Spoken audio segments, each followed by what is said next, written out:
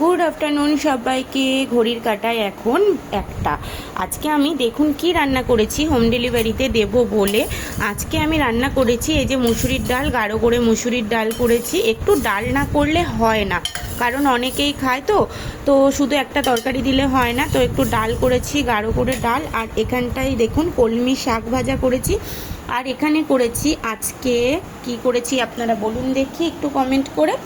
এটা হচ্ছে কাঁকড়া, সুন্দরবনের কাঁকড়া। সমীর আজকে দমদম থেকে কাঁকড়া নিয়ে এসেছে। দেখুন কাঁকড়াটাকে আমি ভালো করে ধুয়ে কেটে তারপরে রান্না করে নিয়েছি। এই যে রেসিপিটা আমি রিলেটেড ভিডিওতে দিয়ে দেবো, আপনারা প্লিজ একটু দেখে নেবেন কেমন করে আমি রান্নাটা করেছি।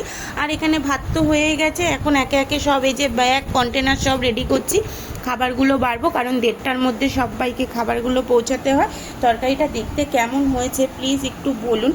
আর হেভি সুন্দর স্ট্রং ফ্লেভার বেরিয়েছে এই কাঁকড়ার তরকারিটা দিয়ে। তাহলে বলুন দেখি কীরকম হয়েছে। এখন টাটা, আবার পরে দেখা হবে।